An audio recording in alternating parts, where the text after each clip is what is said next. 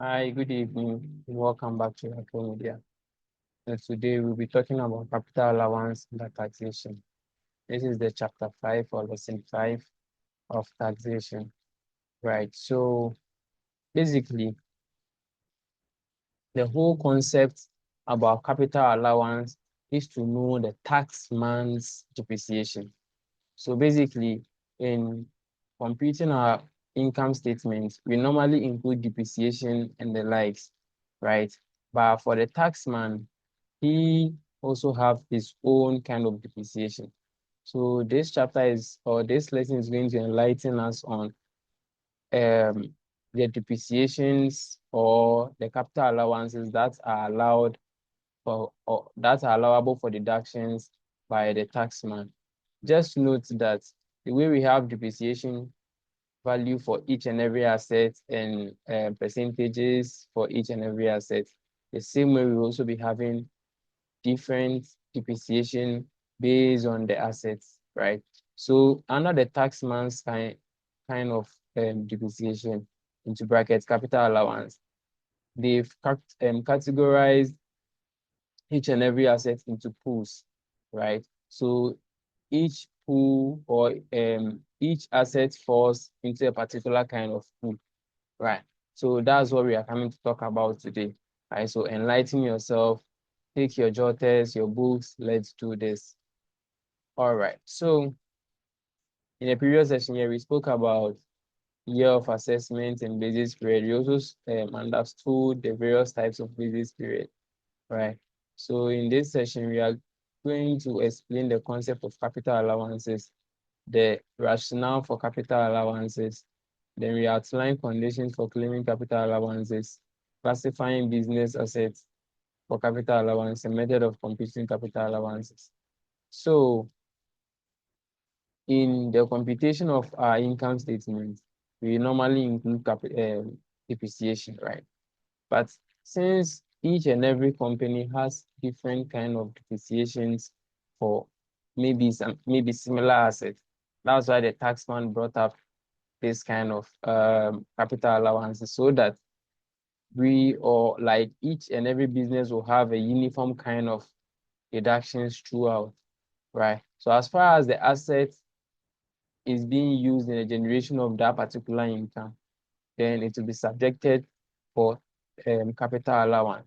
So let's go down here and then look at it more. So the concept of capital allowance. So capital allowance is the equivalence of depreciation of assets used in the production of income that is subjected to tax. So if you use a particular asset in producing an income, then yes, there's capital allowance attributed to it. But if that particular asset is not used in the production of that particular income, then no, there's no capital allowance attached to it. So let's say you have a business where you use a particular machine to produce an item or to produce item that's supposed to be sold, right? So yes, that particular machine that is being used to produce that those kind of items are subjected to capital allowances. But let's say you have a business where you have your personal car that you use for, let's say, personal moves, right? Since it is not used in the production of that particular income, then it is not subjected to capital allowances. So this is an allowance granted to taxpayers to assist them with at an accelerated pace the capital expenditure incurred in acquiring chargeable or qualifying assets. So it is an allowable deduction granted to taxpayers in place of disallowable depreciation, right? So disallowed depreciation. So basically, what I have already explained this, right? So just that in capital allowances, you see, we take even the days that the machine or the asset has worked into critical, like we take them into very, like we take them or we look at them critically. That's what I want you to put eyes on. So it is calculated like depreciation on all depreciable assets, wholly, exclusively, and necessarily used during the basis period, right? So if you even used it just 1 day in the basis period, capital allowance is being applicable to it, right? Even if it is half a day, it is still applicable. Thus, capital allowances granted to taxpayers for the use of depreciable assets. So the assets should be depreciable, an asset that will lose its value as time goes on, and not land, right? So even it depends. All right. So depreciable assets are assets which are expected to be used during more than one basis period and have a limited useful life. They are held by an enterprise for the use in production or supply of goods and services, for rental to others, or for administrative purposes. So conditions for claiming capital allowances. So the capital allowances are to be granted to a person. The asset must be depreciable. The asset must be owned by the person. The asset must be wholly, exclusively, and necessarily used for the business in generating the income, right? So if, let's say, the asset is there and it is not even being used to generate that income, right? It is not subjected to tax or capital allowance, sorry. So the asset must be owned and in use at the end of the basis period, right? The capital allowance are an annual affair and not granted once for many years to follow. Capital allowances, according to the Act, are not transferable either separately or together with depreciable assets. So assets are classified into 5 classes or pools. Each class is a pool, right? An asset loses its nature the moment it forms part of a pool.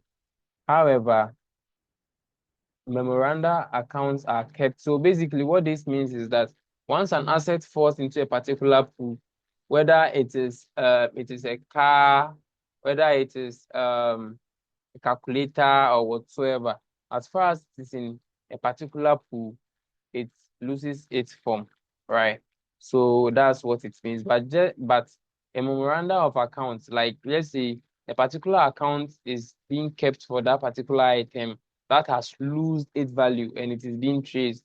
So let's say you bought a calculator, for example, and when we go down, you see that a calculator and a computer will be attracting the same kind of depreciation, right?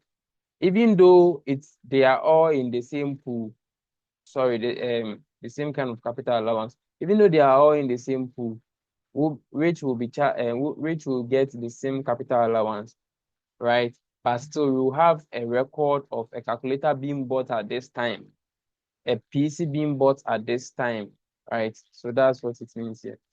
So now, class 1 assets or assets in pool 1. So assets in pool 1 is made up of computers and data handling equipment, right? So more or less like technology stuffs. So it can be a computer, it can be a typewriter, calculators, time recording machines, laptops, those kind of stuffs are all data handling equipment, right? The Act provides for 40% as the rate for capital allowances on class 1 assets. The rate the 40% is applicable to the book value or written down value of the asset, right? So what it means is that for that particular asset, the first year, right? For the first year will be based on the cost, but the subsequent years will be based on the written down value, which is the cost minus the capital allowances, the capital allowance that was granted. Then we are going to get the written down value. So the next year's capital allowance will be calculated on the written down value. So an example is that, let me see. So let's say you bought an asset of, let's say, in a pool 1 that costs 4,000 Ghana cedi, right? And you calculated an allowable listing, which will be 800, right? So we subtract the capital allowance, getting 3,200. So now the next year capital allowance will be calculated on the written down value, which is this 3,200. Because it is a because we are using reducing balance method. So now it will now be 40% of this again, which will give us 1,280. Then we subtract again, then the 1,920. The next capital allowance will be calculated on the 1,920. So that's what it means here, right? That's what it means here. So let's move on. Now, that's basically it for the first one, right? So the second part, class 2. We are now on class 2 or assets in pool 2. So class 2 assets are made up of the following: automobiles, buses, minibuses, good vehicles, construction and earth moving equipment, heavy general purpose or specialized trucks, trailers, trailer mounted containers, plants and machinery used in manufacturing, cost of capital nature incurred on business of timber, concern large-scale rubber, oil palm, or other long-term crop plantations, right? So this class has the capital allowance rate of 30% to the book value, right? Or in the case of the first basis period, the use of the assets at the cost base, right? So when it is also used, it also uses reducing balance. So in the assets of U2, it is just the same as the first one, but here the rate is different, 30%, and the reducing balance. So you deduct the capital allowance before you check, you bring in the next capital allowance, then you deduct to get the written down value, and then that's the same way here. So let's move on to class 3. So class 3, the categories of depreciable assets placed in this class are railroad cars. So railroad cars like trains, right? Trains, locomotives, and equipment. And we also have vessels. Vessels are like the big ships. The barges also are like ships. The tugs also are like ships or similar water transportation equipment. Then we have aircrafts here. We know aircraft. Any business involving the use of aircraft owned by the person and specialized public utility plants, equipment and machinery, office furnitures, fixtures and equipment, and any depreciable assets not included in another class. So any asset that has not been included or cannot be included in any other class is being placed in pool 3. And in pool 3, the group has a rate of 20% applied to the cost base or the written down value as the case may be. The method of calculating capital allowance of this pool is the reducing balance method. So pool 1, pool 2, pool 3, or class 1, class 2, class 3, they all use this reducing balance method. Keep this in mind, right? So, as mentioned earlier, I told you that days or months that the asset has been used are taken critically in this session. So if let's say you bought an asset in pool 3, it applies to either pool 1, pool 2, pool 3, pool 4, or pool 5. So if let's say you bought an asset worth of 3,000, which is in pool 3, right? In the month of, let's say, September, let's say September here, and your year ended is like, let's say your year ended, let's say 31st December, right? So we are going to use, so let's say 1st September. You are going to use from 1st up to 30th September, which is 30 days, plus October has 31 days. So 30 plus 31 plus 30 plus 31, right? So September has 30 days. Um,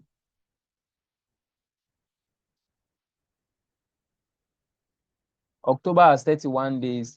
Then November has 30 days, and December also have 31 days, right? So if you want to compute the capital allowance here, it is going to be 20% times this 3,000 times 122 all over 365. You use 365 to represent the whole year.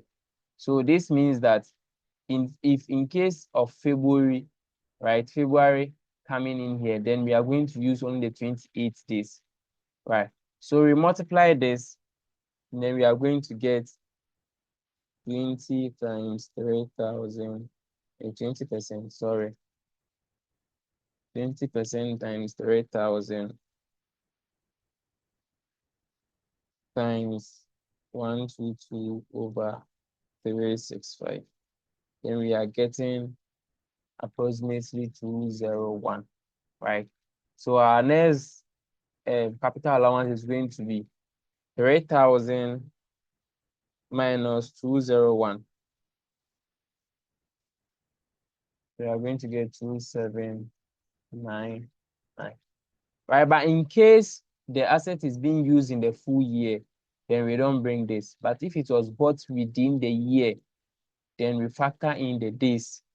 Very, very, very important, right? So that is it up to this point. Let's move on. So now move to, okay, so let's look at something. So effect of the pooling system. So this affects pool 1, pool 2, and pool 3. The asset loses their identity, as I said earlier. Cumulative written down value from the asset for the depreciation, right? Then consideration received from sales of assets is deducted from the written down value. So meaning that when you sell the asset, it is being deducted from the written down value, but not more than the written down value of the pool. That is the value in excess credited to the income, right? The value in excess is credited to the income. If all the assets in the pool are realized, then capital allowance is granted for any residual written down value.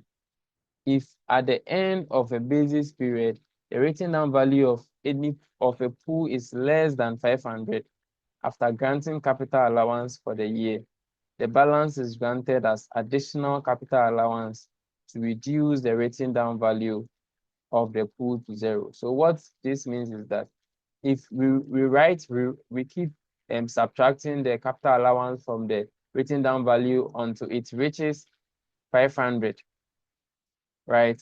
No, if it gets to less than 500, then we now equate, like we grant it as capital allowance to make it 0. That's what it means here. And the cost base of a road vehicle other than a commercial vehicle shall not exceed 75,000, right? So if the basis period is less than 365 days, the person is not granted full depreciation for the period. That's just what I just did. That's 122 over 365. There's it here. So the capital allowance has to be calculated according to the following formula, which is the value of the pool, which is the A, Then the B is going to be the depreciation rate, then times the number of days that has been used over 365. I just did that up here, right? So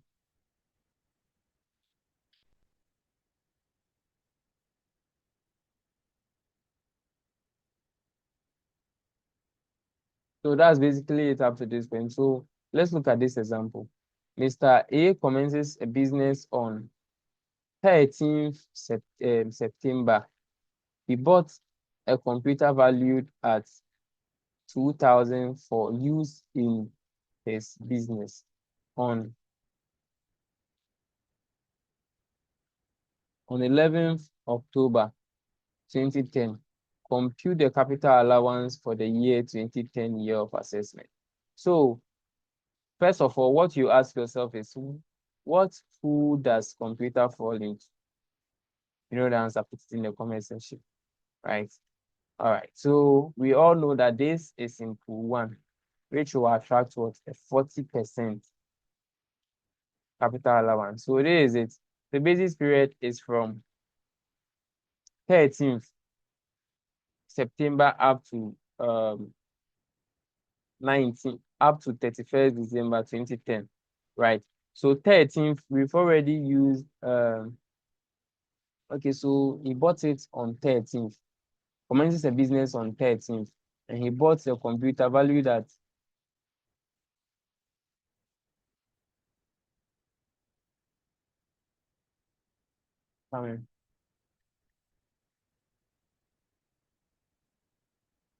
right. So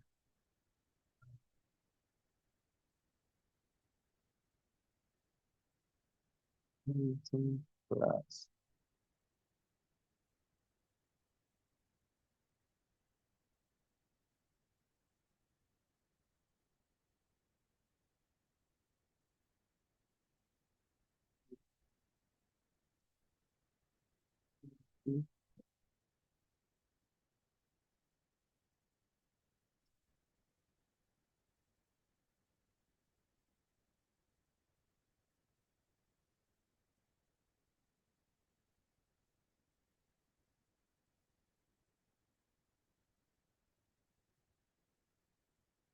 so since he bought it, he started a business on 13th of September, and he bought the computer valued at 2,000 for use in his business on 11th October. And we say we should compute the capital allowance, right? So basically, his year of assessment is going to be from 13th September 2010 to 31st September 2010. So now, because the asset wasn't used in the full year, which is we are going to multiply the asset value times the depreciation or capital allowance rate times the number of days used over 365, right? So I'm coming. Let me put this on the calculator and see.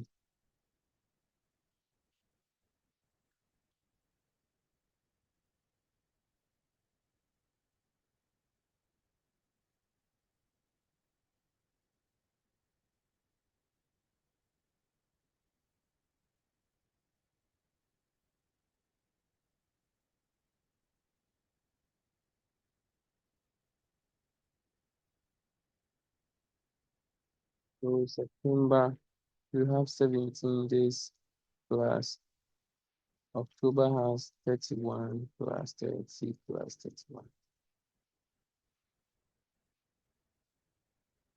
All right, so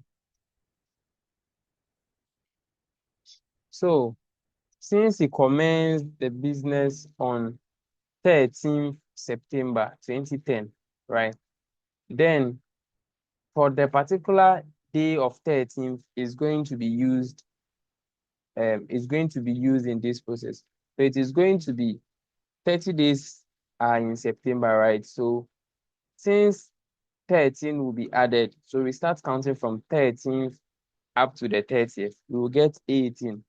Then October has 31 days. So plus 31, November has 30 days plus 30, then December has 31 days plus 31, which is going to give us this 110, right? So it is going to be the value times the rate times the number of days used in the year divided by the 365.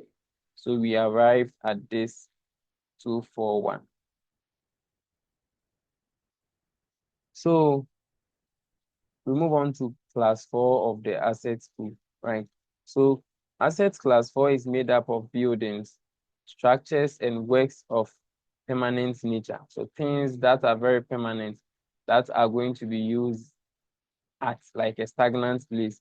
So these are assets, irrespective of the kind of industry they are used in, and are of perpetual economic usefulness. This includes shops, because if you have a shop, it's going to be at one place for a very long time. Factory buildings is going to be at one place, office building, warehouse, and stores, right? So the rate in this pool is for 10% on a straight line method. Remember, asset class 1, class 2, and class 3 are all on reducing balance, but class 4 is on straight line method, where the basis period is less than 365 days. Capital allowance on class 4 are the same process. So if it is less than 365 days, then we use the same formula. The value times the capital allowance days, then times the number of years, the number of days used over the total number of days in a year. That's the same thing. Okay. So use the same, just that for this one, you are not going to deduct the capital allowance before you compute for the next one. So any capital allowance you get for the first year, right? If only it is being used the whole of the year, then it is going to remain the same throughout. But if it is being used half or not full days of the year, then it wouldn't be the same throughout. That's what it means. So then we move to the asset pool 5, right? So this consists of intangible fixed assets, except goodwill. So they constitute, our lecture said that if the goodwill was purchased, right, then it can be classified under this. But if it is like an internally generated goodwill, then it is not part of this class. So examples of these include copyright, patent rights, trademarks, and etc. So like class 4, capital allowance are based on the straight line principles in this particular pool also. So the rate is the cost of the assets over the useful life of the assets. The same thing. But here it is not on the percentage, right? You rather divide the value by the useful life. And if it was made or created within the year and not in the full, like starting from the beginning of the year, and we are going to apply the same apportionment. Apportionment according to the number of days being used in the year. So it goes by the cost of the asset divided by the estimated useful life times the proportion of the number of days used in a year. That's it. So I think we have an example here. So this is an example. Man Limited began a business of fruit juice canning on 1st January 2016 and decided to prepare accounts to 31st October. The following were among the depreciable assets acquired for the business, right? So 1st January 2016 and prepare accounts on 31st October, right? So it is not in a full year, right? They'll be using it from January to 31st October. Remember, November and December will be will not be part, right? So factory buildings, 24,000, 240,000, raw material store, not raw material store. Remember, for raw materials, for stocks and those kind of stuff, they are not allowable for capital allowance, right? So raw material store, 160,000, trademark, 135,000. And trademark was for a period of 15 years, right? So what are we going to do? What we are going to do is we divide it by 15 years times the number of days being used in a year, right? So you are required to determine the capital allowance for all relevant years. So let's look at it here. So in the first year, which is the year of assessment of 2016, it starts from 1st January to 31st October, right? The capital allowance for the factory was 19,989. And this is it. Remember,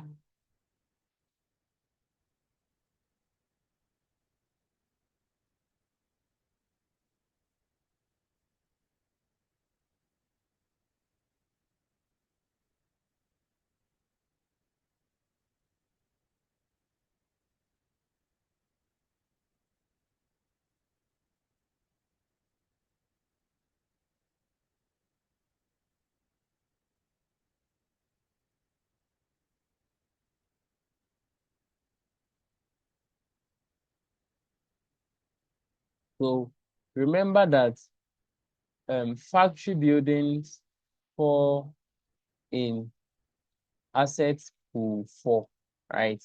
So it falls in class 4, which attracts what? 10% interest, a 10% capital allowance on a straight line basis, right? So we are going to find 10% of this. So 10% of 240,000 will give us 24,000. 24,000. Remember that this 24,000 is the 10% when used in the whole year. But we used it from January to only October. So we are going to find that number of days. That number of days is going to be 304. So basically, what you can do from here or to arrive at this is that you can take November and December, which is 61 days, out of 365 days, and then you get 304. So we will get 365 here. Then we are going to arrive at this particular figure. So the same similar step here, the same 10% here. Then we multiply it by this same figure, this same apportionment. The same thing to the trademark. So it is 135,000.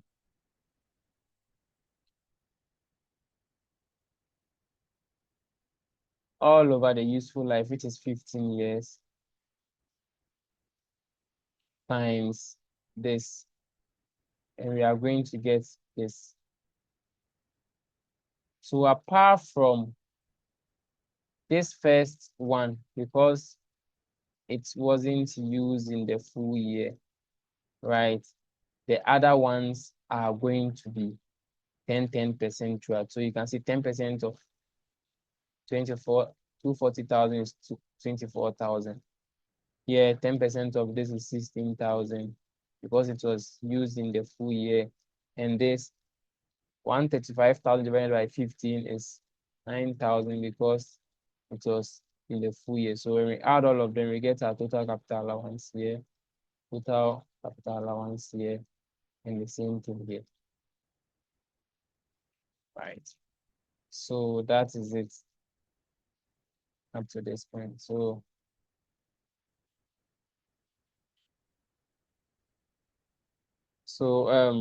the commentary, basically, that's what I just explained. And now this is just a summary of it. So class 1, computer and ICT equipment. 2, class 2, automobile, buses, manufacturing, heavy equipment, earth-moving equipment, trailers, trucks, assets associated with long-term cropping. And then non-commercial car limit is 75,000. So 40%, 30% reducing balance. So you know from class 1 to class 3 reducing balance. From class 4 to class 5 is on a straight line, right? So class 3 railroad cars like trains and the likes, aircraft, vessels, which is like the big ships that carries oils and stuff.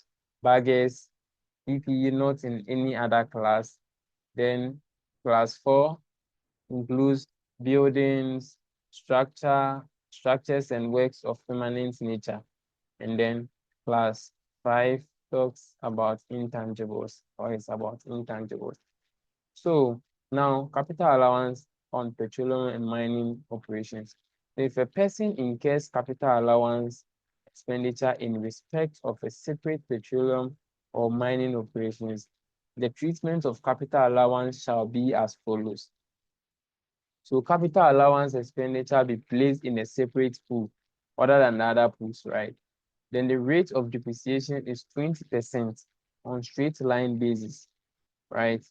Then consideration received in respect of disposal of an asset shall be included in the accessible income. So when you sell and then you receive any money, you include it in your accessible income. So not when you sell the asset, sorry. So where an asset is partly used in separate petroleum or mining operations, the Commissioner General shall apportion it, yes. And where a person assigns petroleum or mining right to another person, the written down value of any capital allowance expenditure is transferred to the assignee. So if let's say you bought an asset of 50,000 and now when you are about to assign it to someone, the written down value of it is 40,000. Then the 40,000 is what is going to be transferred to the assignee and not back to the 50,000, right? So where a person assigns part of the petroleum or mining right to another person, the Commissioner General shall apportion to the same thing, will apportion it, right? So basically, this is all about capital allowance, and if you have time, you can also read through the arts to get more insight. Thank you very much. See you some other time. Bye.